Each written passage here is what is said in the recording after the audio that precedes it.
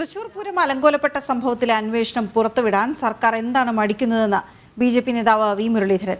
ബി.ജെ.പിയെയും ആർ.എസ്.എസിനെയും പ്രതിക്കൂട്ടിൽ നിർത്താനുള്ള ശ്രമം പൊളിഞ്ഞത് പുറത്തുവരുമെന്ന ഭയമാണ് അന്വേഷണ റിപ്പോർട്ട് പുറത്തുവിടാത്തതെന്നും വി മുരളീധരൻ പറഞ്ഞു.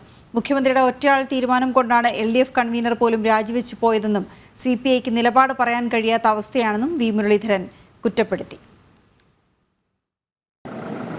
വാസ്തവത്തിൽ തൃശൂർ പൂരത്തിൻ്റെ കാര്യത്തിൽ സംഭവിച്ചത് എന്താണ് എന്ന് പുറത്തറിയാൻ വേണ്ടി സർക്കാർ പ്രഖ്യാപിച്ചിട്ടുള്ള അന്വേഷണത്തിൻ്റെ വിവരങ്ങൾ പുറത്തുവിടണമെന്ന്.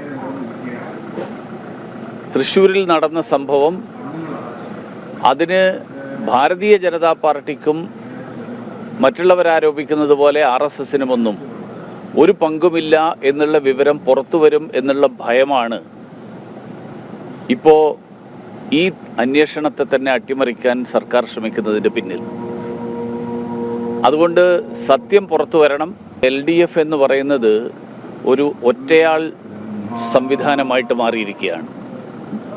പിണറായി വിജയൻ അല്ലാതെ മറ്റാരുമില്ലാത്തത് കൊണ്ടാണ് EP ജയരാജൻ പോലും മതിയാക്കി പോയത്. കാരണം LDF കൺവീനർ എന്ന് പറയുന്നതിൽ പോലും ഒരു പ്രസക്തിയില്ല എന്നുള്ളതുകൊണ്ട്